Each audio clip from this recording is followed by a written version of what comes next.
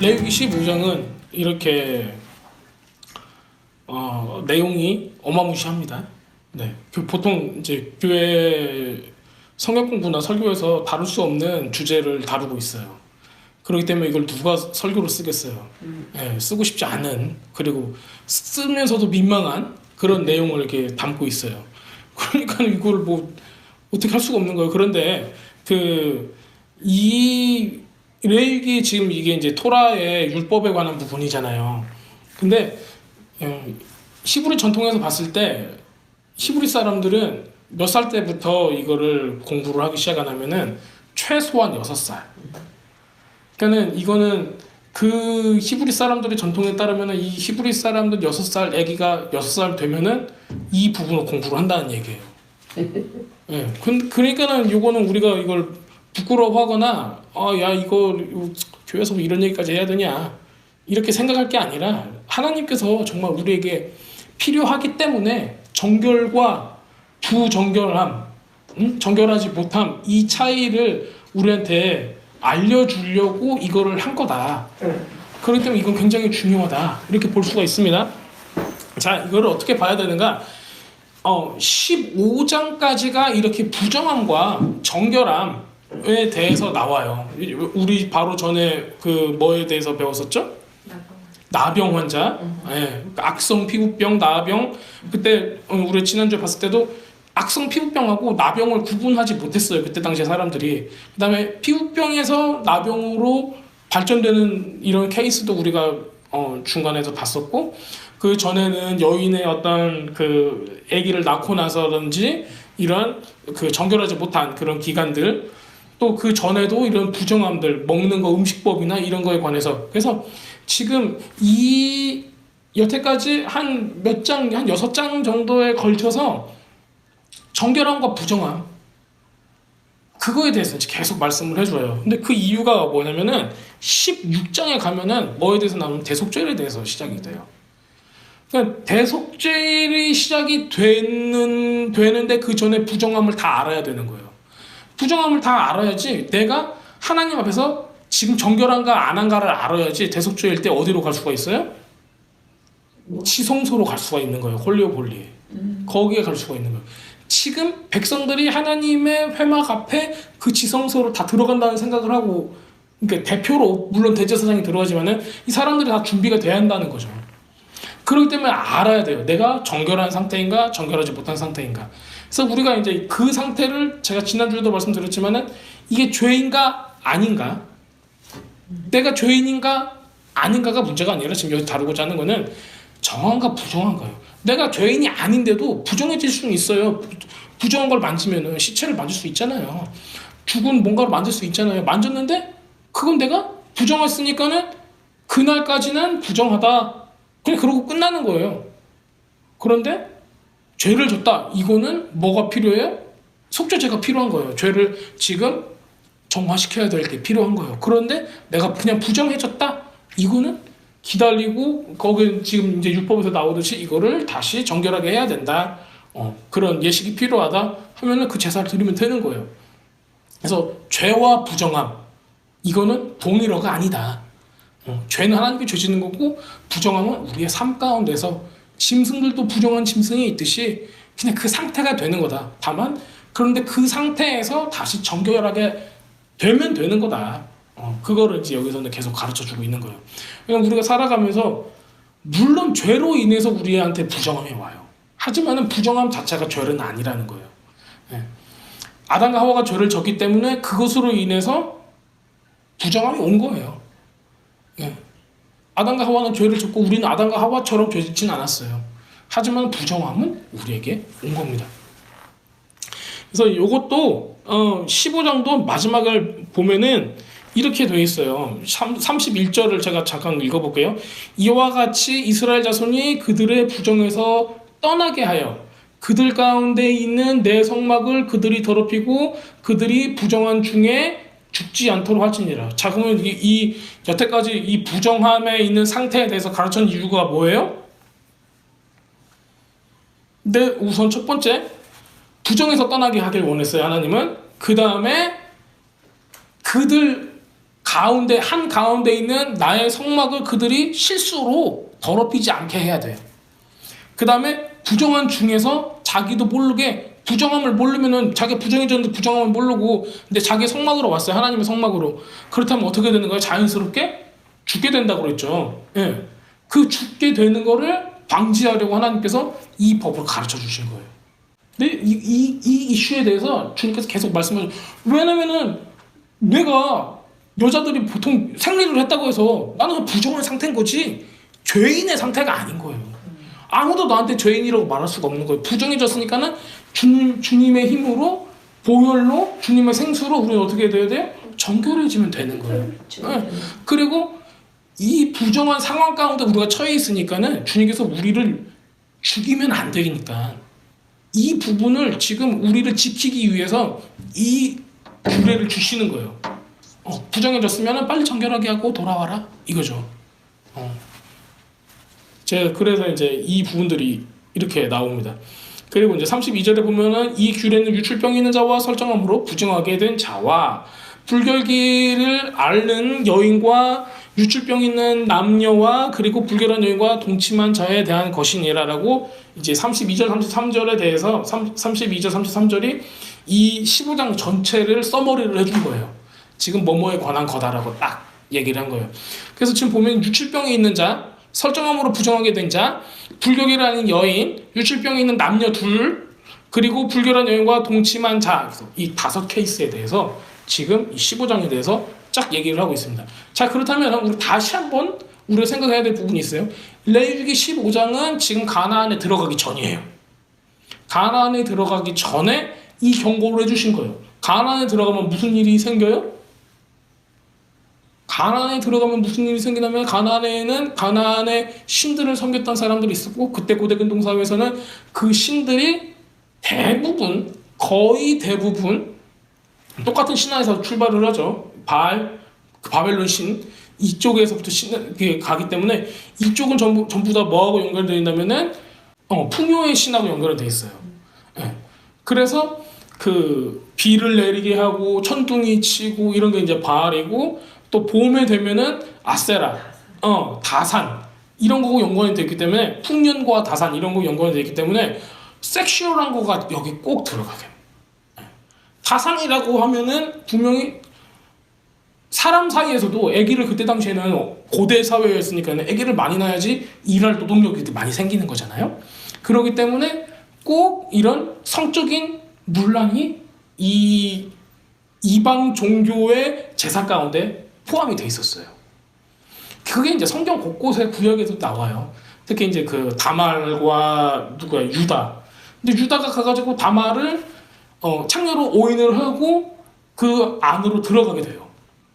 근데 타고 나와서 그 유다가 다말을 찾는데 그 자기의 이제 그 돈을 주기 위해서 그리고 자기의 어떤 그 신분증이라고 생각되는 지팡이와 뭐 허리띠와 이걸 돌려받기 위해서 사람들한테 이렇게 물어봐요. 성전 창기가 어디 있느냐? 여기 있던 성전 창기가 어디 있느냐? 그렇게 물어봐요.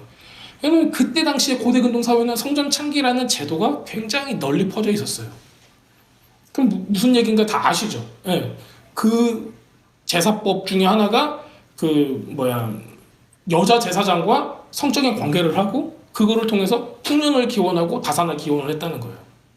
이게 너무 많았다는 거예요. 근데 그것이 어디예요? 가나안이라는 거예요. 그러면 이스라엘 백성들이 분명히 거기로 다시 가요. 거기로 돌아갈 건데 이거는 보나마나 뻔한 거예요. 딱 열어놨어요. 그러면 무슨 일이 생기겠는가? 하나님께서 이걸 아셨던 거죠. 그러기 위해서 하나님의 백성과 이방인들 거기서 그 안에서 살게 될 이런 모든 것들을 보고 다 준비를 시켜놓는 거예요. 그래서 15장이 굉장히 중요합니다. 그렇다고 뭐 이스라엘 백성들은 뭐 엄청나게 고결하고 뭐 순결한 삶을 살았느냐?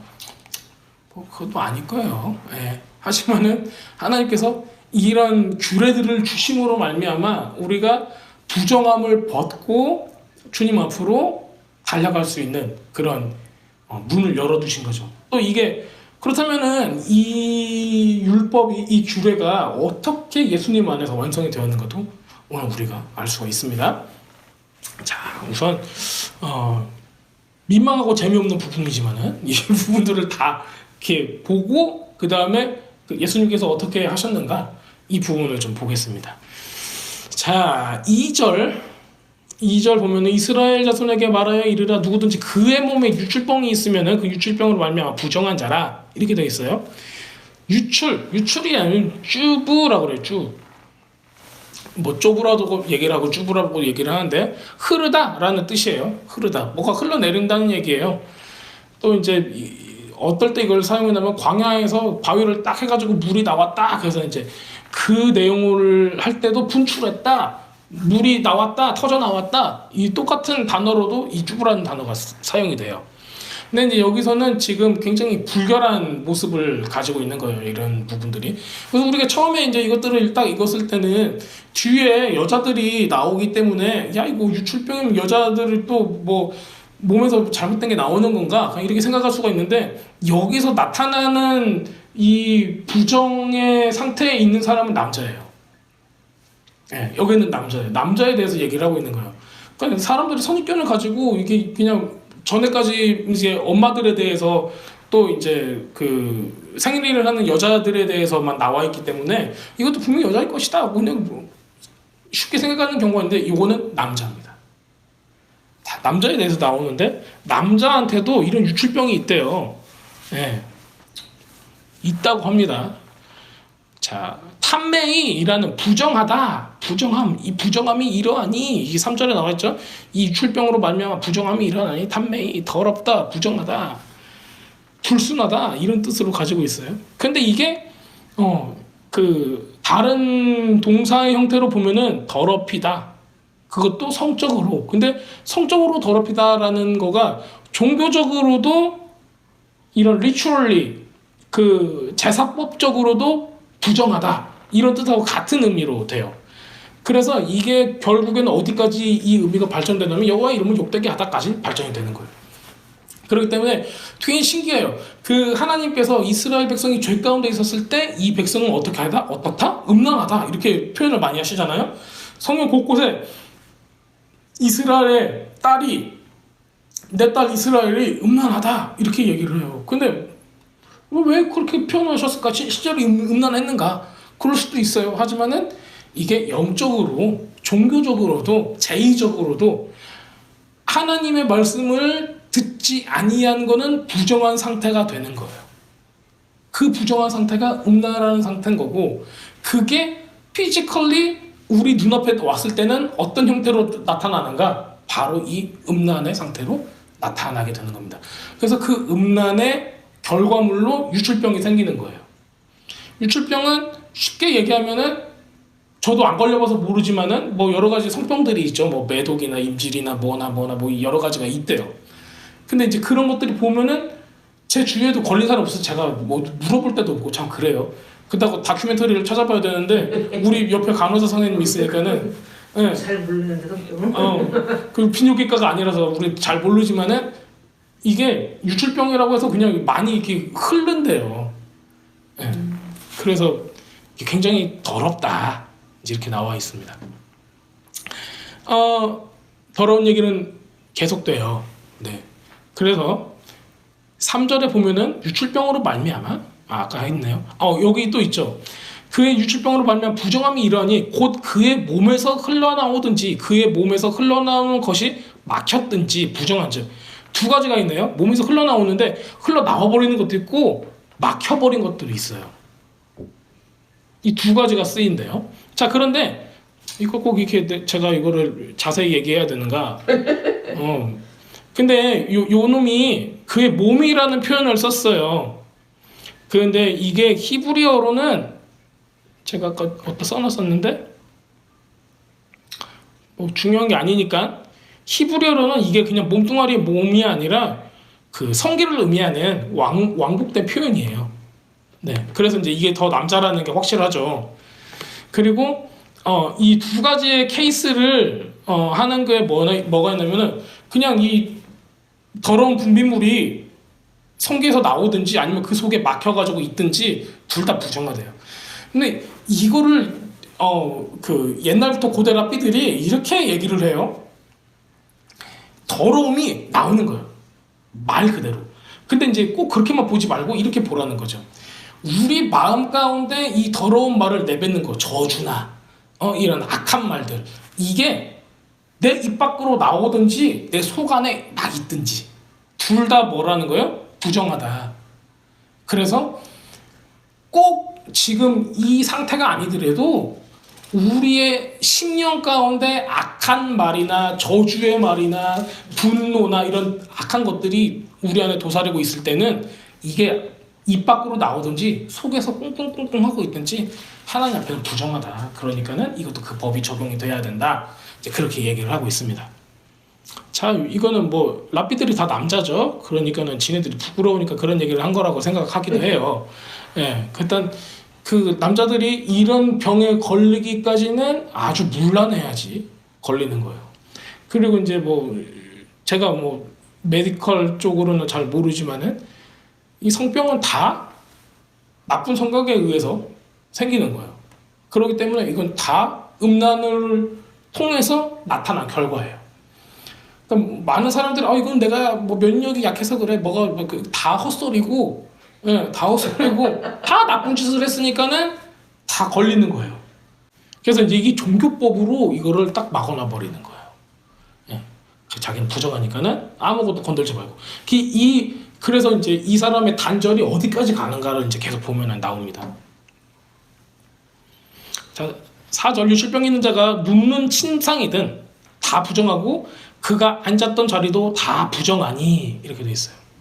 그럼 다 부정해져 버렸어요. 이 사람이 앉는데도 부정하고 눕는데도 부정하고 그의 침상을 접촉하는 자는 그 침상을 건드리기만 해도 그의 옷을 빨고 물로 몸을 씻을 것이며 저녁까지 하루 종일이죠. 그러니까 하루 종일 부정하리라 이렇게 돼 있어요. 하루 종일 부정하면 무슨 현상이 일어나죠? 성전에 갈 수 있어요? 없어요? 못 가는 거예요. 근데 이때 당시에 정말 성전을 매일매일 들락날락거리는 이스라엘 사람들의 입장에서 봤을 때는 하나님을 못 만나는 거예요. 자기가 부정하기 때문에. 그럼 굉장히 손해가 큰 거죠. 만약 이 사람이 제사장이었어 봐요. 더 큰 손해가 있는 거죠. 일을 아예 못 해버리는 거예요. 네. 그래서 지금 여기서는 이런 부정한 사람은 앉은 자리까지 더럽다. 이거를 얘기를 하고 있습니다.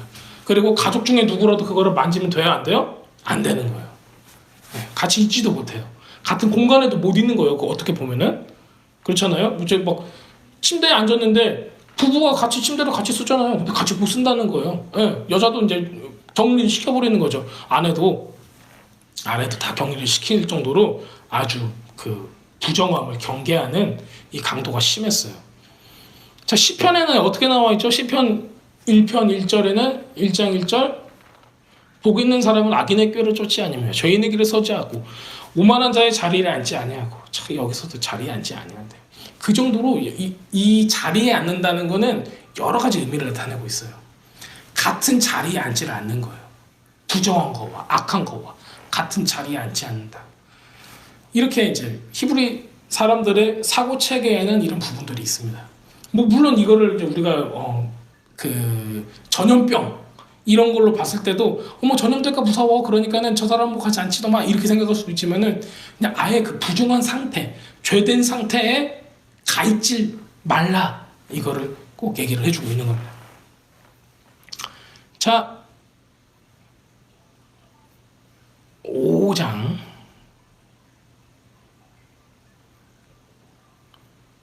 자, 근데 또 이런 부분이 있어요. 안따라는 단어가 히브리 말로 야샤브예요. 야샤브. 이게 이제 앉아 있다. 그 다음에 드월링 뭐라고 그러지? 처소에 거하다. 어떤 특별한 그런 처소에 거하다 이런 걸 얘기를 하고 있어요. 앉아 있다라는 건데 이게 이제 그 히브리 사람들 교육 방식에 이 방식에 나와 있어요. 그래서 그 예시바라고 혹시 들어보셨어요? 예시바? 예시바는 그 야샤브에서 나온 건데 그 제자들이 앉아서 말씀을 배우는 이런 제자들에 대해서 그러니까는 이때 당시에는 이런 말씀을 가르치는 교육기관들이 뭐 우리는 지금 학교잖아요. 근데 이 성경을 모세오경을 가르치는 이런 조그마한 배움의 공동체들 그런 것들을 이렇게 만들어 놨었어요. 그래서 이제 예시바라고 했어요. 그래서 단어는 야샤고에서 앉아 있다라는 거에서 나왔는데 그럼 앉으면은 뭐라는 거예요? 하나님의 말씀을 듣고 배우는 거. 이게 앉는다라는 단어에서 나왔기 때문에 시편 2편에서도 이 앉다라는 단어가 굉장히 중요하게 죄악된 자리에 앉아 있지 말고 하나님의 말씀을 배우는 자리에 앉아 있어라. 이런 부분으로 나타나는 단어입니다. 그래서 이 단어가 참 좋은 단어인데 이렇게 부정한 데 있으면은 나쁜 단어가 됩니다. 앉아 있으면 안 돼요, 여기에. 자, 5절. 그는 침상에 접촉하는 자는 그의 옷을 빨고 물로 몸을 씻을 것이며 저녁까지 부정하리라. 이제 이게 눕다가 있죠. 눕는 자는 이게 4절에 보면 눕는 자는 나왔죠. 네. 이것도 지난번에 한번 이렇게 나가라고 그 히브리 말로 나가라는 단어가 있는데 이게 이제 눕다, 건드리다, 만지다 뭐 이런 뜻이 있어요. 특히 5장에 이제 접촉하다 여기서도 이제 접촉이 이제 닿다 이런 게 있고 근데 이게 그 완곡된 표현으로 지난번에도 한번 말씀드렸던 거예요. 그 여성과 눕다 이런 표현이 있다고. 그러니까 이것도 완곡한 표현이니까는 직접적인 표현을 하면은 어떤 성적인 관계를 갖다 이런 표현을 가지고 있어요. 그래서 이 사람이 이런 상태인데도 아직도 자기의 그런 죄를 버리지 못하고 계속 성적인 관계를 갖는다면은 안 된다 이런 것들을 얘기를 하고 있습니다. 같이 이거를 관계를 가진 사람 또한 부정하게 되는 거예요. 그래서 6절에 보면 유출병이 있는 자가 앉았던 자리는 앉은 자는 그 옷을 빨고 물로 씻을 것이요 저녁까지 부정하리라. 유출병이 있는 자는 몸을 접촉한 자는 그의 옷을 빨고 물로 몸을 씻을 것이며 저녁까지 부정하리라. 이렇게 계속 나와 있어요. 뭘로 씻어요? 이게 뭘로 지금 다 해결하고 있어요? 물로. 또 8절에 보면 유출병이 있는 자가 정한 자에게 침을 탁 뱉었어요. 정한 자는 그의 옷을 빨고 물로 몸을 씻을 것이며 저녁까지 부정하리라. 그러니까는 이거 성병 걸린 사람이 자기한테 침 딱 뱉으면 아주 치욕적인 건가 봐요. 그래서 빨리 씻어야 돼요. 그 뭐냐 컨테이저스한 그런 인펙션을 말하는 거. 그런 것도 있죠. 네, 예. 체액이 묻어서 이제 안 돼. 맞아요. 컨택 예. 그 어떤 이런 에어스프레이 이런 게 아니라 그냥 침 정도가 아니라 여러 가지 것을 얘기를 또 할 거예요 여기서. 나는 그 당시에도 이런 게 있었다는 게 좀 대단하죠. 뭐 거의 CDC 수준이에요. 그런 수준으로. 예, 이거 절대 막 하죠. 우리 그 나병 환자도 그렇잖아요. 이렇게 마스크 하고 부정하다 나한테 가까이 오지 마세요 하는 것처럼. 감염이기 때문에. 근데 이건 접촉 감염이니까 완전히 또 다른. 다른 양상을 이렇게 보여주고 있죠. 굉장히 의학적이고 좀 대단한 것 같아요. 자, 그런데 이것을 다 좀 비의학적인 거 다 물로만 이렇게 하게끔 만들어 버린 게 있어요. 근데 물은 여기서 이제 의미하는 바가 있죠. 우리 지난번에도 나병 환자를 할 때 그 주된 정결의 예식이 어디에서 나왔어요? 흐르는 물. 네, 생수라고 나와 있는데 그 흐르는 물을 뜻해요. 그렇기 때문에 나아만 장군도 요단 강에서 흐르는 물에서 7번을 씻음으로 말미암아서 그 정결케 대접받던 것처럼 여기서도 똑같이 흐르는 물. 흐르는 물은 뭘 뜻해요? 생수. 네, 생수의 강, 정결함. 누구로부터 나와요? 실질적으로 이거는 메시아로부터만 나올 수 있는 정결한 생수의 강이에요. 그러니까 예수님도 그 장막절 때 뭐라고 말씀하세요? 생수의 강이 배에서 흘러나오리라 한 이유가 바로 여기서부터 나오는 거예요. 그러니까 실제로 이런 생각을 해봐요. 이게 지금 음란함에 대해서 성적 문란함과 음란함에 대해서 음란함의 결과예요. 그러면 그 결과를 이길 수 있는 게 뭐예요? 생수의 강이라는 거예요. 그거를 깨끗하게 할 수 있는 거는 생수의 강이라는 거예요. 성령. 네. 성령의 능력, 생수의 강, 생명 이걸 뜻하고 있는 거예요. 결국 이것도 누가 해결해 줄 수 있다는 거예요? 예수님께서 이걸 씻어줄 수 있다는 거예요. 그게 지금 율법적으로 굉장히 많이 나오고 있습니다. 그래서 이 사람이 유출병이 있던 자가 탔던 안장, 말을 타면은 이 안장이 있죠. 그 안장까지도 부정을 해요. 지금은 뭐 차죠. 이 사람이 차를 타고 왔는데 저 사람이 또 차를 탔어. 부정한 거예요. 우리 가족들이 어제 수영을 하고 갔어요. 그래서 제가 오늘 아침에 딱 앉았더니 축축해요. 네. 왜냐면 잘 안 닦으셔요. 우리 운전자분께서 좀 털털하셔가지고 잘 안 닦으셔. 자연적으로. 그러면 제가 다음에 앉는 사람은 이게 눅눅해요. 네. 그렇게 이제 이게 뭐 하려고 한 소리 하려고 그런 건 아니고. 자, 그런 정도로 앉는 안장까지 부정하다. 그의 몸 아래 닿았던 건 접촉한 자는 다 저녁까지 부정할 것이며 그런 것을 옮기는 자는 그의 옷을 빨고 물로 몸을 씻을 것이며 저녁까지 부정하리라. 이게 그래서 정결례식 중에 가장 중요한 것 중에 하나예요. 옷을 빨고 몸을 물로 씻는 거. 네. 그래서 이제 우리가 그 시내산에서도 하나님이 오기 전에 옷을 빨고 몸을 깨끗하게 씻었던 거, 이거 볼 수가 있죠. 굉장히 큰 정결례식입니다. 이게 이제 신부도 그래요. 그 약혼을 하고 결혼식 전에 이제 신랑이 신부를 데려오잖아요. 그래서 데려왔을 때 신부가 가장 처음에 신랑이 집에 가서 하는 거가, 결혼식 하기 전에 하는 거가 옷을 빨고 몸을 씻는 거. 그로부터 시작을 해요. 근데 느급하죠. 그러니까 침례를 뜻해요. 침례를 함으로써 자기의 옛날의 삶을 이제 회개를 해서 마무리 짓고 새로운 삶으로 들어간다라는 뜻을 가지고 있습니다. 자, 유출병이 있는 자가 11절이에요. 물로 그의 손을 씻지 아니하고 아무든지 만지면 그 자는 그의 옷을 빨고 물로 몸을 씻을 것이며 저녁까지 부정하리라. 이걸 반대로 한번 생각해 볼게요. 자기 자신도. 반대로 생각해 보면은 유실병이 있는 자가 물로 그 손을 씻었어요.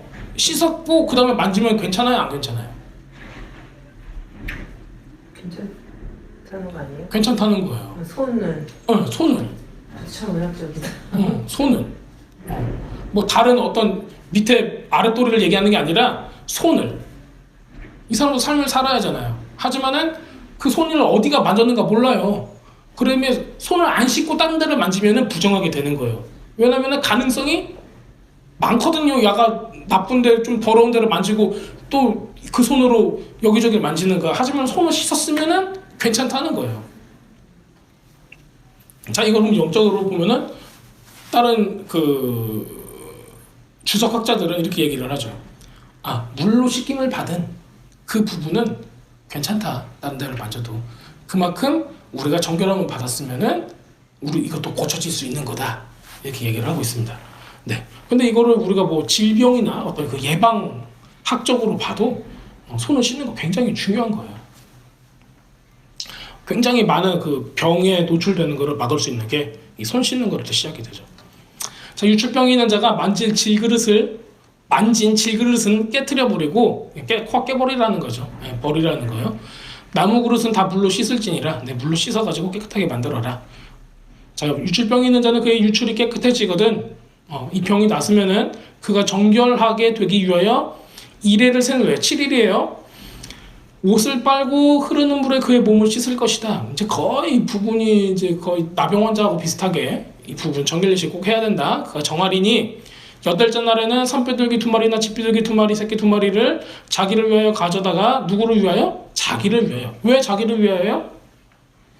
회막문 여호와 앞으로 가서 제사장에 줄 것이요. 제사장은 그 한 마리는 무슨 죄로? 속죄죄로. 자기가 이제 이 부정하면서 나왔으니까는 이 죄는 독이라고 그랬죠. 이 정화시켜야 돼요. 그 다음에 하나님께 부정한 상태가 있었지만 이 사람 같은 경우는 지금 죄로 인해서 부정하게 된 거예요. 죄로 인한 결과로. 그렇기 때문에 속죄를 하고 그 다음에 한 마리로는 번제를 드려서 다시 뭐가 시작되는 거예요? 하나님과 릴레이션십이 시작이 되는 겁니다. 그래서 그의 유출병으로 말미암아 여호와 앞에 속죄할지니라. 그래서 이 두 가지를 항상 같이 드려야 돼요. 속죄제 먼저, 그 다음에 번제. 이렇게 나옵니다. 그 다음에 우리가 이제 소재 부분이 있어요. 나중에 이제 그건 나중에 얘기하죠. 16절. 이것도 감히 설교할 수 있는 부분이 아니에요. 네, 설정한 자는 전신을 물로 씻을 것이며 저녁까지 부정하리라. 정수가 묻은 모든 옷과 가죽은 물에 빨 것이며 저녁까지 부정하리라. 남녀가 동침하여 설정하였거든. 둘 다 물로 씻을 것이며 저녁까지 부정하리라. 뭐 이거는 이제 죄악된 상태가 아닐 수도 있어요. 그럴 수도 있지만 아닐 수도 있어요. 그래도 부정한 상태로 가게 돼요. 그래서 깨끗하게 청결함을 유지하라는 이런 부분이 많습니다. 근데 여기는 왜 부부라고 안 해놨을까? 부부라고 왜 하는 건 모르죠. 네. 그러니까 이 두 가지 예를 다 아마 커버를 할 수도 있을 것 같아요. 부부일 수도 있고 나쁜 짓을 하는 다른 놈일 수도 있고 가나안에 갔을 때 거기에 있는 그 이방신의 제사장일 수도 있고 여러 가지 케이스가 있었을 거예요. 그런데 이거를 굳이 광야에서 얘기를 해주면서 이런 부분을 얘기했던 거는 아마 하나님의 그 깊은 미래를 이렇게 아시는 너네들 이거 분명히 할 거니까는 조심해 이놈들 이제 하시는 부분이 많을 거예요. 근데 이것도 제가 이제 몇 번 찾아봤어요. 다른 이제 학자들이 어떻게 보는가. 그 몇 가지 얘기가 있어요. 근데 이제 제가 보기엔 다 성이 안 차요. 그 사람들의 그 설명들이. 네. 근데 이제 확실한 거는 그 히브리 사람들은 부부 사이에 어떤 동침하는 거를 굉장히 성스럽게 생각을 해요. 하나님께서 원하시는 거고 특히 이제 생육하고 번성하라라고 했기 때문에 그 아이를 많이 갖는 것들 굉장히 좋게 생각을 하고 그 부부 사이의 친밀감이 높을수록 건강한 그런 결혼 생활로 보고 있습니다. 그렇기 때문에 그거는 부정한 게 아니죠. 그건 좋은 거예요. 그건 좋은 거예요. 이거는 그러니까 다른 케이스일 경우다. 이제 그렇게 보는 학자들이 많아요. 그런데 또 일각에서는 이런 말도 있어요. 그 여기서 보면은 이 부정하면은 결국에는 뭘 못하냐면은 성전에 들어가지 못해요. 성전에. 그러니까 남자가 됐건 여자가 됐건 그날 성전에 들어가야 돼. 템플에. 가서 어떤 제사를 드려야 되고 뭔가를 해야 되는데 그러면은 그 하루 정도는 부부관계를 하지 말아라는 얘기예요. 네. 그거를 항상 격려하지만 하나님 이스라엘에서는 항상 부부가 좋은 관계를 갖는 거 항상 좋지만은 지금 제사를 드리거나 뭔가 중요한 성전에서 있을 이런 리추얼들이 이런 제의식들이 있으면은 그때만큼은 하나님께 집중을 하게 이런 관계들을 그만두고 잠깐 하나님께 나와라. 그 왜 그러냐면은 시내산에서 어떤 일이 있었어요? 시내산에서 우리 3일 동안 옷을 빨고 깨끗하게 하고 뭘 하지 말게 해요? 부부관계를 동침하는 것을 금지를 했어요. 네. 왜 그러냐면 하나님이 그게 싫어서가 아닌 거예요. 너희 둘이서 그렇게 금슬좋게 있는 걸 내가 싫은 거야. 난 질투하는 하나님의 그 뜻이 아니라 그거 자체가 어디서부터 와요? 아담과 하와가 죄로 인해서 타락했기 때문에 우리가 갖는 모습이 된 거예요.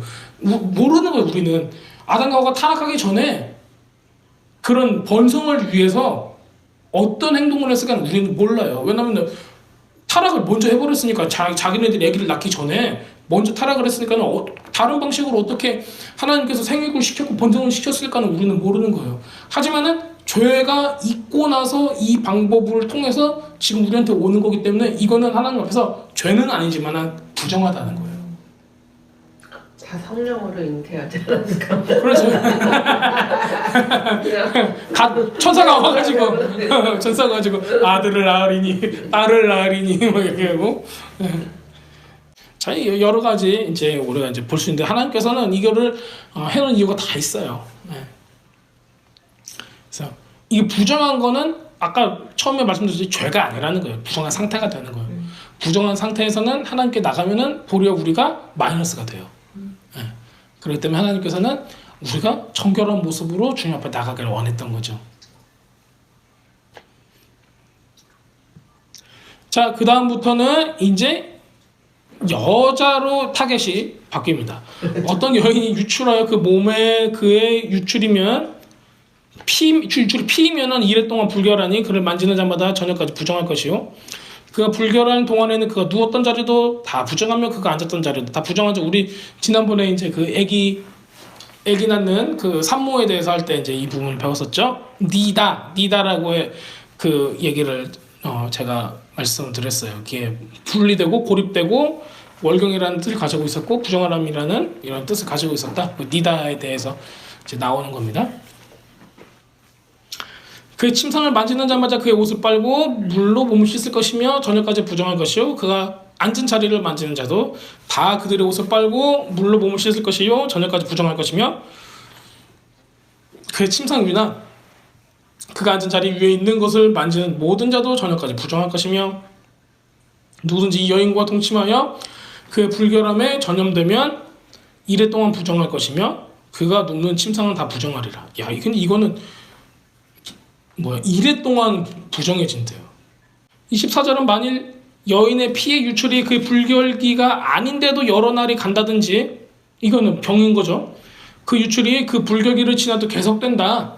그 부정을 유출하는 모든 날 동안 그의 불결한 때와 같이 부정한 즉 그러면은 이게 오래되면은 그 오랜 시간 동안 계속 불결하게 되는 거예요. 26절 그의 유출이 있는 모든 날 동안에 그가 눕는 침상은 그에게 불결할 때와 때의 침상과 같고 그가 는 모든 자리도 부정함이 불결할 때 부정과 같으니 그것들을 만지는 자는 부정하고 그의 옷을 빨고 물로 몸을 씻을 것이며 저녁까지 부정할 것이요. 다 이거는 물로 다 정결함이 가능해요. 다 물로. 유출이 다 그치면은 그 다음에 이래를 센 후에야 이제 정결례식을 할 수가 있는 거예요. 아까 앞에서 얘기했듯이 산비둘기 2마리나 집비둘기 새끼 2마리 가져가서 하나는 속죄제로 하나는 번제로 드려서 여호와 앞에서 속죄를 해라 하고 나와 있습니다. 자, 우리가 이제 이거는 이제 그 앞에서 그 산모에 대한 정결례식에서 이제 했기 때문에 제가 뭐 특별히 다루지는 않을 거예요. 하지만은 우리가 이번에 봐야 될 본문이 있어요. 누가복음을 볼까요? 마가복음 볼까요? 마가복음을 볼게요. 누가복음 봐도 되지만은 마가복음 5장 22절부터 화장당 중에 하나의 야이로를 하는 이가 와서 예수를 보고 발을 엎드려 간곡히 구하이르되 내 어린 딸이 죽게 되었사오니 오셔서 그 위에 손을 얹으사 그로 구원을 받아 살게 하소서 하거늘 이에 그와 함께 가실새 큰 무리가 따라가며 에워싸 늘더라. 12해를 혈루증으로 알아온 한 여자가 있어 많은 의사에게 많은 괴로움을 받았고 가진 것도 다 허비하였을 때 아무 힘이 없고 도리어 더 중하였던 차에 예수의 소문을 듣고 무리 가운데 기어 뒤로 와서 그의 손에 그의 옷에 손을 대니 이는 내가 그의 옷에만 손을 대어도 구원을 받으리라 생각함이로라. 이에 그의 혈루 근원이 곧 마름에 병이 나은 줄을 몸에 깨달으니라.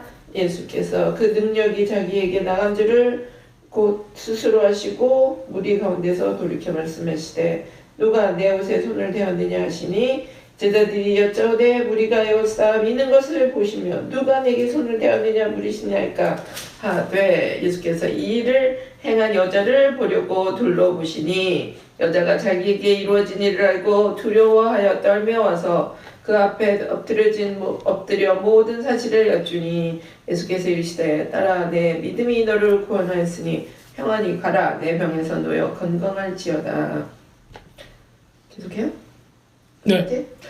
아직 예수께서 말씀하실 때에 회당장의 집에서 사람들이 와서 회당장에게 이르되 당신의 딸이 죽었나이다.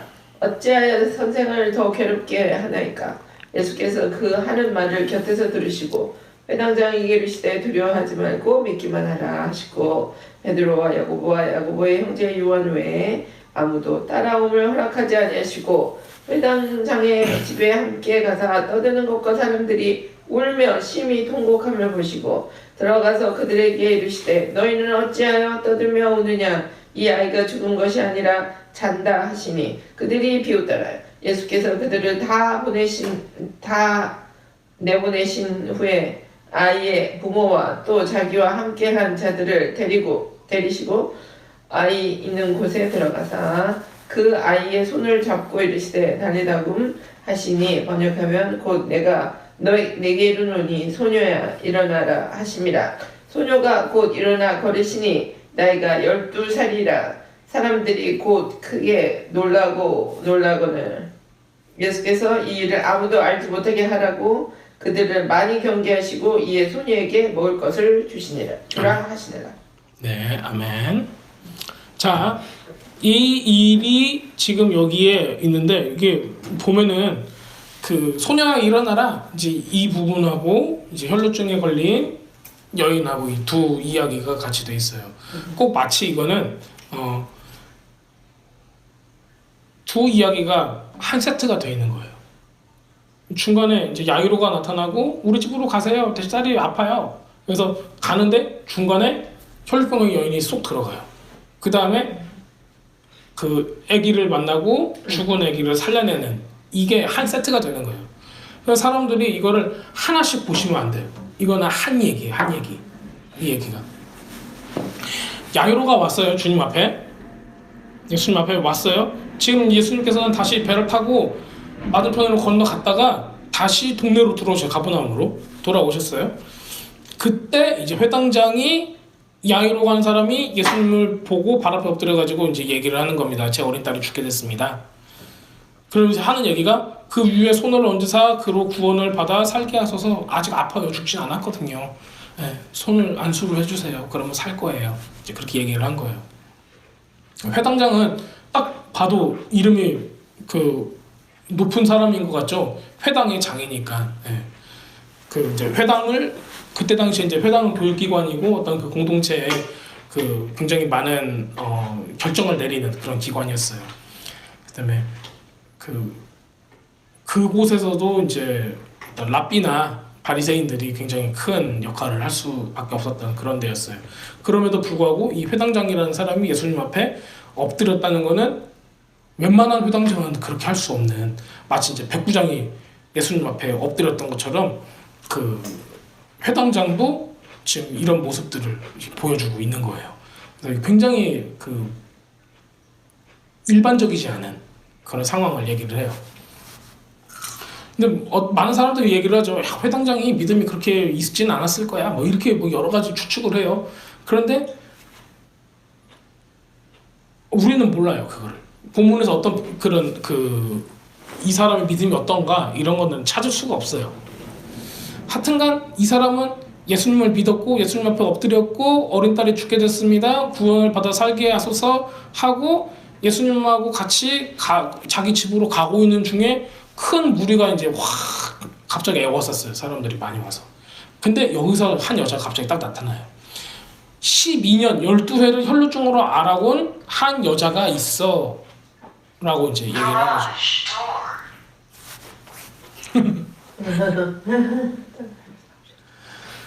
이 12회 동안의 혈루증을 앓아온 여인은 우리가 방금 읽었던 레위기 15장의 그 여인의 유출병 그게 피면은 그 기간 7일 동안 부정할 것이며 거기에 딱 돼 있는 거.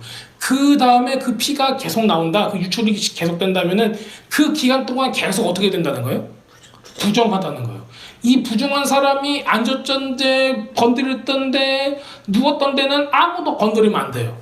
그럼 이 사람의 남편은 어디 있어요? 남편은 없겠죠. 이미 도망갔을 거예요.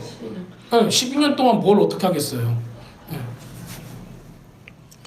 가정도 다 파괴됐을 거고.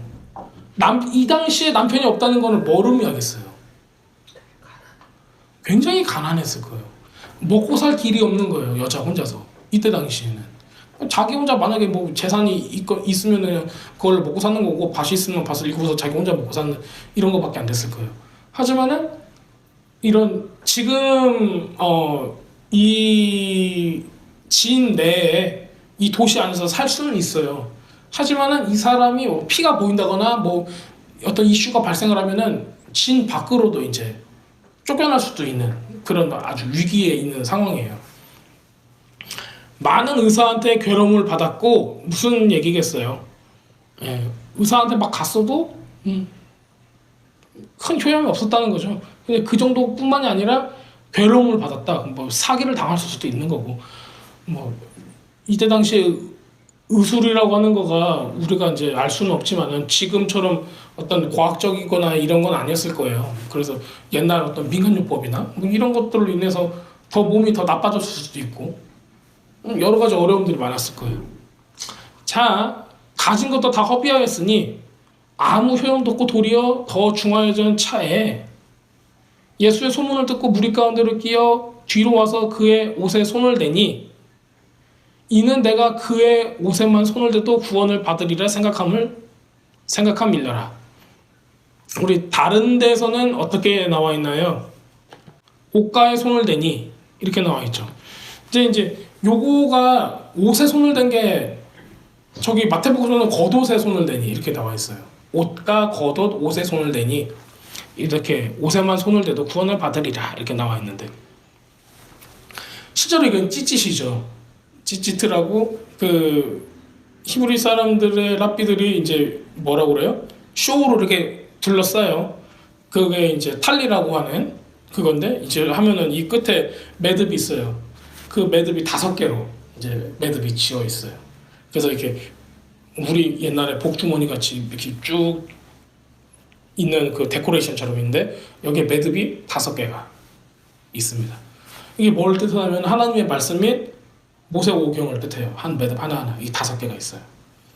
그래서 이 사람들은 이런 종교적인 옷을 이 겉옷을 이걸 하고 있거든요. 특히 이제 엘리야가 경거를 타고 올라갈 때 이제 이 겉옷을 엘리샤한테 이제 떨어뜨리고 가잖아요. 왜냐면 그때 이제 제가 선생님의 갑절의 영감을 받기 원합니다 했을 때 이제 그 겉옷을 이제 주게 되는 거예요. 겉옷은 멘틀, 이거는 이제 그 사람의 아이덴티티를 어떤 영적인 권위를 의미를 하고 있어요. 근데 이때도 똑같이 이 탈리를 떨어뜨려주고 간 거예요. 그리고 예수님 때도 많은 바리새인들이 다 이것을 다 입고 있었어요. 이게 이제 영적인 어떤 덮개고 권위라고 생각을 했던 거죠. 근데 이 여인도 무엇을 만졌는가 하면은 이렇게 우리가 코트를 입었거나 뭐 마이를 입었거나 이런 나의 옷을 잡았던 게 아니라 예수님의 탈리를 만졌던 거예요. 그 탈리 중에서도 그 찌찌트라고 하는 그 모세 오경을 가르치는 그 5개의 매듭이 있는 그 옷에 술이라고 부르나? 옷술 끝에 그 옷술을 딱 만졌던 거예요. 그거를 만졌을 때 이 병이 나았던 거죠. 이 사람이 이렇게 얘기를 해요. 그의 혈루의 근원이 곧 마름에 병이 나은 줄 몸에 깨달으니라. 병이 나았으면은 뭐가 깨달아요? 몸이 깨달아 버렸대요. 예수께서 그 능력이 자기에서 나간 줄 아시고 곧 스스로 하시고 무리 가운데서 돌이켜서 말씀하시되 누가 내 옷에 손을 대었느냐? 누가 내 탈리에 손 댔어? 누가 만질 거지? 제자를 여짜오되 무리가 에워싸서 미는 것을 보시며 내게 손을 대었느냐 물으시나이까 하되 이렇게 제자들이 이렇게 얘기하는 거예요. 아니 사람이 이렇게 많아가지고 다 밀치고 이러고 있는데 이때 누가 만졌냐고 물어보세요. 다 만졌구만. 이렇게 얘기를 하는 거죠. 그래서 예수님께서 이 일을 행한 여자를 보려고 둘러보시니 아시고 계신 거예요. 여자가 자객이 이루어진 일을 알고 두려워하여 떨며 와서 그 앞에 엎드려 모든 사실을 여쭈니 예수께서 이르시되 따라 네 믿음이 너를 구하였으며 평안히 가라 내 병에서 놓여 건강할지어다. 예수께서 말씀하실 때 회당장의 집에서 사람이 와서 회당장에게 이르되 당신의 땅이 죽었나이다 하여 어찌하여 선생을 더 괴롭게 하시나이까 이렇게 얘기를 해요. 자, 우리 레위기 15장에 나와 있는 여러 가지 부정한 모습을 가진 사람들이 이렇게 쭉쭉쭉쭉 나오다가 지금 나병 환자가 나오고 마지막에 유출병에 대해서 남녀 다 나오고 있는데 이게 굉장히 큰 비중을 차지하는 부정함의 상태였어요. 근데 이거를 사람도 고칠 수 없는, 그때 당시에 의학으로도 고칠 수 없는 상태에 있는 여자가 등장을 하는데 그 여자 전에 뭐가 등장하냐면은 12살 먹은 아기가 등장을 하는 거예요. 그래서 이 12살 먹은 아기가 다 죽게 되어 있습니다. 그래요. 12년 똑같은 연수로 부정함 속에서 나오지 못한 여자가 여기 예수님 앞에 등장을 하는 거예요. 딸이라는 거는 시온의 딸, 즉 이스라엘을 얘기를 해요. 네. 신부를 얘기를 하는 거고 이스라엘을 얘기하는 거예요. 그럼 이스라엘이 지금 어떤 상태라는 거예요? 다 죽게 생겼습니다. 다 죽게 생겼습니다. 그래서 와서 살려주세요. 그랬어요. 그랬더니 거길로 가려고 하는데 지금 유출병에 걸려서 12년 동안 죽어가고 있는 여자가 그 눈앞에 나타난 거예요. 왜 죽게 생겼습니까? 부정함 때문이에요. 이 부정함을 해결하지 못하기 때문에 죽을 위기에 처해 있는 거예요. 근데 이 여자가 와서 예수님을 보고 어떤 마음이 들었어요? 저 옷을 만지기 원해도 저 옷은 제가 아까 뭘 쓴다고 했죠? 하나님의 말씀을 뜻한다고 했죠. 옛날 이 사람들을 관점에서 봤을 때 저 사람은 굉장히 유명한 선지자야. 하나님의 사람이야. 저 선지자의 멘틀, 즉 하나님의 사람의 그 능력, 그거를 내가 만지기만 해도 병이 났을 거라고 생각을 했던 거예요. 근데 그 옷술은 모세오경, 즉 하나님의 말씀을 뜻하는 거예요. 이 여자는 처절하게 가서 만졌던 게 뭐예요? 자기가 알았건 몰랐건 저는 모르겠어요. 그 의미를 이스라엘 사람들은 아직 저보다 더 이 전통 가운데 있었으니까 딱 만졌는데 그게 하나님의 말씀이었던 거예요. 그걸 만졌을 때 뭐가 일어났어요? 치유가 일어났던 거예요. 곧 혈로의 근원이 마르니라. 피가 나왔던 거가 말랐던 거예요. 거기가. 그 다음에 예수님께 이런 속보가 또 이 사람이 나으니까는 속보가 이미 죽었습니다. 그 여자애는. 그걸 회당장한테 가서 죽었으니까 이제 그만하시라. 애를 더 잘 보내줘야지 않겠냐. 이제 이런 식으로 얘기를 했겠죠. 예수님께서 서서 곁에서 그 얘기를 다 들으시고 회당장에게 이르되 두려워 말고 믿기만 하라. 이렇게 말씀하세요. 믿기만 하라. 믿기만 하라. 여태까지 그러면 뭐 했어요? 믿었다는 거예요. 여태까지도. 그 다음에 두려워 말고 믿음이 흔들리지 말고 계속 믿어라. 베드로, 야고보, 요한 이 외에는 따라오지 못하게 하고 이 사람만 데리고 들어가요. 왜 그러냐면은 이게 퍼질 거를 아직 때가 아니라고 생각을 하셨던 거예요. 무슨 일을 행하시는가 봐야 돼요. 회당집에 가니까 다 이제 죽었으니까 막 울고 있어요. 왜 우냐? 아이는 잔다. 이렇게 말씀을 하시고 다 내보낸 후에 아이의 부모하고 자기 제자 그렇게 3명하고 같이 아이 있는 곳에 죽은 아이가 있는 곳에 들어가세요. 손을 잡고 달리다굼 하셨어요. 소녀야 일어나라. 쿰 하면은 일어나라 그 뜻이에요. 달리다 하면은 소녀야고요. 그래서 달리다 쿰 그랬더니 이제 소녀가 곧 일어나서 걸으니 나이가 12살이라. 그럼 무슨 의미예요? 12년 동안 혈루병에 걸린 여인, 즉 부정함 가운데 모든 것이 다 수탈당하고 사는 것조차 어려웠던 그 상황에 있는 이스라엘을 얘기를 하는 거예요. 그게 이제 지금 우리의 죄 부정함 가운데 죄악 가운데 살고 있는 우리의 모습인 거죠. 근데 이것마저 어떻게 됐다는 거예요? 죽었다는 거예요. 그러니까 예수님께서는 어떻게 하시는 거예요? 죽어야지 살려주는 거예요. 죽어야지 살려주는 거예요. 이스라엘이 안 죽었을 때는 어떻게 돼요? 예수님은 계속 배반해요.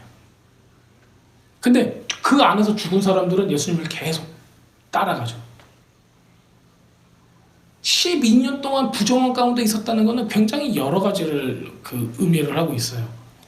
여태까지 있었던 이스라엘이 예수님을 만나기, 예수님을 받아들이기 이전에 그 오랜 시간 동안 그 부정함 상태로 있었던 것, 이런 걸 얘기를 하겠죠. 그래서 지금 이 부활까지는 얘기 안 해도 죽은 사람을 살리는 이 일을 예수님께서 보여주시는 거예요. 근데 이게 레위기 15장으로 들어가면은 즉 뭘로 정결하게 했어요? 물로 정결하게 한 이 모습이에요. 예수님께서 생수의 근원이 되시니까. 그래서 이거를 예수님께서 레위기 15장을 이렇게 완성을 시키시는 거예요. 근데 이거는 우리가 봤을 때 부정함에 있는 어떤 성병 걸린 남자 아니면은 어떤 부정함에 있는 여자 그냥 이 정도로 끝나는 게 아니라 그것 자체가 이스라엘을 완전히 죽여놓을 수가 있구나. 왜냐면은 그 음란은 우상 숭배를 얘기하는 거예요. 결국에는 우리가 무엇을 더 사랑하는가예요. 예. 거기서 죽을 뻔한 이 상태를 주님께서 오셔서 생수의 근원이 되셔서 그 목마름을 다 채워주시는, 그 더러움을 다 씻어주시는 그 물로, 그 생수로 오셔서 그거를 다 고치시는 거예요. 그리고 다 죽은 사람을 살려내시는 거예요. 그게 저는 지금 우리 현대 기독교에서 특별히 굉장히 많은 숫자가 어떤 음란물 중독이나 어떤 더 나가서는 우리 지난번에도 그랬었잖아요. 저기 아틀란타에서 그 총기 사고 났던 그 마사지방에 젊은 애가 가서 그 아시안 여자들을 막 총으로 쏴주겠다. 이제 그런데 이제 그 남자 젊은 애가 그렇게 신앙이 좋았대요. 좀 사람이? 응. 신앙이 좋았고 그 다음에 뭐라 그래? 트럼프 지지자였고 또 뭐라 그래? 세미나리 가려고 그랬었나? 하여튼간 굉장히 신앙이 좋았대요. 그런데 그런 음란물에 중독이 돼서 그 마사지방에 가서 이렇게 어떤 뭐라 그래? 마사지방에서 그냥 마사지만 해준 게 아니라 그렇게 이제 돈 주고 어떤 성관계를 맺는 어떤 그런 데였나 봐요. 근데 이런 거에 자기가 중독이 되니까는 이것들을 다 죽여버려야겠다라고 생각을 한 거예요. 근데 이게 이 현실이 우리가 외면해야 될 현실이 아니라 지금 우리 젊은 세대들이 맞닥뜨리고 있는 현실인 거예요. 음란물 중독은 남자뿐만 아니라 여자도 굉장히 많이 걸려 있어요. 굉장히 많이 걸려 있대. 굉장히 너무 쉽게 거기 들어갈 수 있으니까는 너무 많이 걸려 있는 거예요. 거기에 잡혀 있는 거예요. 근데 이게 과연 3,500년 전에 고대 사회에서만 있어야 되는 일이라고 저는 생각이 안 되는 거예요. 이 부정함의 상태가 굉장히 여러 가지가 있었는데 이 대속죄일 전에 이 부정함의 그 꽃이라고 보여지는 이 부분을 나병원자 다음으로 이거를 편집을 해서 놓는 이 이유가 무엇일까? 너무 많은 거예요, 이게. 근데 그거의 근본이 뭐냐는 거예요? 그거의 근본이 우상숭배라는 거예요. 결국에는. 내가 쾌락을 쫓아가고 이런 것들 자체가. 하나님을 사랑하지 않고 다른 걸 사랑하는 것 자체가 우상숭배라는 거예요. 근데 그거를 주님께서 많은 사람들이 이제 물어봤어요. 어떻게 하면 이걸 끊을 수 있습니까? 어떻게 하면은 이 문제를 끊을 수가 있을까요? 어떻게 하면 이걸 없앨 수 있을까요? 목회자도 여기에 많이 걸려 있어요. 이 중독에. 뭐 일반인들은 자기가 말을 안 해서 그렇지 더 걸려 있을걸요? 그냥 시도 때도 없이 보는 사람도 많을 거고. 근데 이런 부분이 이거는 굉장히 영적으로 어떻게 보면은 그 갈고리에 걸린 것처럼 사실에 묶인 것 같은 그런 거거든요. 근데 이걸 어떻게 하면은 이 부정함에서 빠져나올 수 있을까? 물로 씻어라요. 물로 씻어라. 성경에서는. 레위기서는. 근데 레위기서는 그냥 물로 씻어라라고 나와 있지만은 이거는 그림자잖아요. 레위기서 나오는 거는 그냥 그림자예요. 이거의 본 모습이 보여야 되는 거예요. 그걸 예수님께서 혈병에 걸린 여인에 대해서 놓고 말씀을 하신 거예요. 12년 동안 음란이 됐건 음란의 어떤 열매가 됐건 이거에 사로잡혀 있는 사람. 그 사로잡혀 있는 사람은 사람들 앞에 나가서 피냄새가 나고 피가 어디서 흘렸다면은 돌로 맞아서 죽을 정도까지 굉장히 어려운 상황인데 그 인파를 뚫고 거기에 들어갔던 거예요. 그만큼 힘들었던 거죠. 근데 그 사람을 살려줄 수 있는 거는 이 사람의 첫 번째 이 사람의 믿음이 있어야 돼요. 내가 하나님의 말씀을 붙들면은 내가 살 수 있겠구나. 그래서 하나님의 말씀을 붙들어야 돼. 그 다음에 생수의 근원이신 예수님께서 오셔야 돼요. 그래서 그 사람을 깨끗하다 하셔야 돼요. 그러면 거기서 나올 수 있다는 거예요.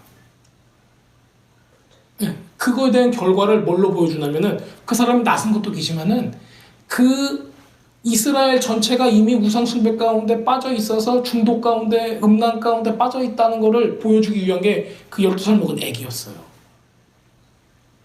그 회당장의 딸. 종교인의 최고 지도자의 딸 중에 하나인 거예요. 최고 지도자 중에 하나니까 회당장이. 가가 죽었는데 살려주는 거예요. 자, 마지막 한 구절, 마태복음 10장 1절을 읽어보겠습니다. 예수께서 그의 12제자를 부르사 더러운 귀신을 쫓아내며 모든 병과 모든 약한 것을 고치는 권능을 주시니라 해서 이제 12사도의 이름이 나와요. 쪼르르르르 나오고 이 7절 볼게요. 가면서 전파하여 말하되 천국이 가까이 왔다 하고 병든 자를 고치며 죽은 자를 살리며 나병 환자를 깨끗하게 하며 귀신을 쫓아내되 너희가 거저받았으니 거저주라. 요겁니다. 그러니까 무슨 얘기예요? 예수님께서 12제자를 부르시고 더러운 귀신과 모든 병과 모든 약한 것을 고치는 권능을 주셨어요. 그리고 뭘 하라고 그래요? 복음을 전파해요. 근데 그 복음이 우리는 복음에 대한 컨셉을 잃어버렸어요. 근데 예수님께서 원래 복음에 대한 컨셉을 이렇게 주셨던 거예요. 천국이 가까워왔다. 그렇다면 천국 가까워왔던 거를 증거해야 하잖아요. 증거라는 거는 말로 말하는 게 아니라 증거를 보여달라는 거예요. 그 증거를 어떻게 보여주는 거예요? 첫 번째 병든 자를 고치고 죽은 자를 살리래요. 아니 병든 것도 고치기 힘든데 죽은 자는 또 어떻게 살려요? 죽은 자를 살리래요. 아니 게다가 나병 환자를 깨끗하게 하래요. 나병 환자는 부정함의 그거예요. 부정함의 대표격인 거예요. 그러면 우리가 방금 했던 혈루병에 걸린 여인, 유출병 이것도 예수님께서 보여줘야 되는 거예요. 부정함을 정하게 할 수 있는 사람이 도대체 누굽니까? 메시아밖에 없는 거예요. 그 흐르는 생수에서 깨끗하게 할 수 있다는 거가 레위기에 나오는데 나병 환자에서도 나오고 지금 15장에서도 나오는데 도대체 그 생수는 어디서 우리가 발견할 수 있습니까? 메시아라는 거예요. 그리고 나병 환자 깨끗하고 귀신을 쫓아내고 이거를 지금 예수님께서 메시아이기 때문에 예수님 할 수 있어요. 근데 지금 누구한테 시키는 거예요? 제자들한테 시키는 거예요. 우리는 예수님께 이거 외에는 다른 거를 받은 게 없어요. 이거 외에 다른 명령을 받은 게 없다고요. 근데 이거 외의 것만 하고 있어요. 이거 빼고 이거는 하기 힘드니까 이거 빼고 다른 거 하려고 그래요. 그치? 이거 빼고 다른 걸 내가 해줄게. 이거 빼고 돈으로 어떻게 해볼게. 이거 빼고 이제는 다 같이 들어가면 복음이라는 거는 말로 그냥 복음이라고 하지 말고 하나님의 말씀을 선포했을 때 거기에 능력이 나가야 된다고 저는 계속 느끼고 있어요. 요즘에. 아멘. 그래서 주님께서 이거는 저는 이렇게 생각해요. 주님께서 책임지셔야 될 문제. 왜냐하면 주님께서 이렇게 하라고 그랬어요. 예수께서 12제자를 부르자. 지금 예수님의 제자가 훨씬 많아졌잖아요. 각 교회마다 예수님의 제자로 넘치잖아요. 지금 12제자가 아니라 12만, 100만, 수천만의 제자들을 불러서 더러운 귀신을 쫓아내고 모든 병과 약한 것을 고치는 권능을 주시니라. 마태복음 10장 1절에 나와 있어요. 주시니라. 이미 주시니라. 이미 줬는데 우리가 그거를 가졌는가 안 가졌는가를 모르고 조용하고 있는 거예요. 지금 줬으면 이걸 액티베이트 시킬 수 있어야 돼요. 그래서 그거를 위해서 우리는 노력을 해야 되고 교회는 그걸 가르쳐야 되고 그 다음에 천국이 가까워 왔다 이 얘기를 하고 뒤에 나오는 모든 것들이 다 레위기에 나와 있는 거예요. 레위기에 나와 있는 병든 것들, 죽은 것도 뭐였어요? 최고의 부정한 상태였어요. 죽은 거 만지지도 말라고 그랬는데 혈병 거인 여인이 예수님을 딱 맞았어요. 그러면 그때 종교인들이 봤을 때는 예수님은 어떤 사람이에요? 부정하다 이렇게 하잖아요. 혈병 거인 여인이 예수님을 맞았으면 예수님은 하루 종일 부정해야 되는 거예요. 예수님은 부정해야 안 해요. 아니요. 왜냐면 그 전에는 어떻게 됐어요? 그 전에 나병 환자 만났을 때 예수님께서도 손을 대요 안 돼요? 손을 댔어요. 그럼 예수님이 부정했다고 우리가 얘기를 해요? 안 그러잖아요. 왜요? 예수님은 그게 아니라 예수님은 가서 예수님이 생수가 되셔서 개를 맞았을 때 거기에 하나님 나라가 임했던 거예요. 그래서 그 사람이 오히려 정결하게 됐어요. 지금 우리는 뭐예요? 지금 우리가 가가지고 우리가 가서 야! 내가 저 사람 정결하게 할 거야. 그 사람 딱 만지면 어떻게 돼요? 내가 동성연애자가 되고 내가 만지면 내가 음란에 사로잡히게 되고 이런 바보 같은 결과가 된단 말이에요. 왜요? 권능이 없으니까. 능력이 없었어. 주님 여기서는 어떻게 하라고 그랬어요? 권능을 주시니라 했어요. 줬단 말이에요. 근데 그걸 사용을 안 하고 지금 머리로만 막 짱구로만 지금 굴려가지고 어떻게 해보려고 했던 거예요. 근데 예수님은 그 예를 보여줬던 거예요. 레위기 15장에는 모든 부정한 것들, 모든 죄악된 것들을 내가 다 정결하게 하는 것들을 지금 신약에 와서 예수님께서 본체가 오셔가지고 그걸 전부 다 이루시는 걸 보여주는 거예요. 이걸 이루는 걸 봤을 때 이스라엘 사람들은 토라에서 얘기했던 이 부분들을 도대체 모세가 왜 얘기했는가를 깨닫게 되는 거죠. 이건 전부 다 메시아가 오셨을 때 이루셔야 할 일이고 그거를 지금 나사렛이라는 그 그냥 듣도 보지 못하는 그 조그마한 동네 목수가 와가지고 그걸 하기 시작을 했던 거예요. 엄청난 센세이션이었어요, 이 사람들한테는. 왜냐면 뭐 그 제사장 가문에 아니면 뭐 누구 가문에 뭐 또 큰 사람이 와가지고 내가 그 다음에 메시아다라고 얘기하면서 좀 뭔가를 좀 해주려고 원했는데 목수잖아요. 지금 말로 하면 노가대꾼이잖아요, 한마디로. 그 사람이 와가지고 이걸 하기 시작을 하는 거 하나하나. 근데 말씀을 이루기 시작하는 거죠. 말씀을 하나씩 이루기 시작. 그러면은 랍비들이 그때 당시에 바리새인들을 랍비들이 봤을 때 죽은 사람 살리는 거, 유출병에 있는 사람, 귀신 들린 사람, 눈먼 자, 안진뱅이를 일으키고 다 뭐에 관한 거예요, 이게. 메시아에 관한 거잖아요. 근데 이 일들이 하나씩 일어나고 있는 거예요. 누가복음 7장 이렇게 나와 있어요. 침례 요한이 옥에 갇혔을 때 물어보잖아요. 그 사람을 자기 제자를 보내가고 예수님한테 내가 기다려야 될 분이 당신 맞죠? 예, 믿음이 흔들려. 왜냐면 죽을 때가 돼가지고 감옥에서. 그랬더니 예수님께서 다시 메신저를 보내서 뭐라 그래요? 행한 일을 다 얘기해. 예. 요한에게 알리되 맹인이 보며 못 걷는 사람이 걸으며 피부병자, 그러니까는 문둥병자의 피부병자가 깨끗함을 받으며 청각장애인 귀머거리가 듣게 되며 죽은 자가 살아나며 가난한 자에게 복음이 전파된다 하라라고 딱 얘기를 해요. 그랬더니 침례요한이 뭐라 그래요? 맞구나. 이제 죽어도 되겠구나. 나의 할 일이, 나의 부르심을 다 감당을 했구나 하고 안심하고 딱 그 자리에 서 있는 거예요. 이게 뭐예요? 이게 당신이 메시아입니까? 그럼 메시아에 대한 증거가 그거였어요. 근데 주님께서 우리한테 뭘 또 요구를 하시는 거예요, 예수님께서는. 똑같이 하는 거예요. 메시아가 왔으면 하나님의 나라가 임했음을 이걸로 보여주라는 거예요, 이걸로. 이게 피지컬리 나타나는 거예요, 피지컬리. 그래서 하나님 나라는 어쩔 수 없는 것 같아요. 능력. 그리고 말씀을 알아야지 이 능력이 행해도 이거를 샤머니즘처럼 끝내지 않고 하나님께로 우리가 더 나갈 수가 있게 되는 거예요. 그래서 말씀과 능력.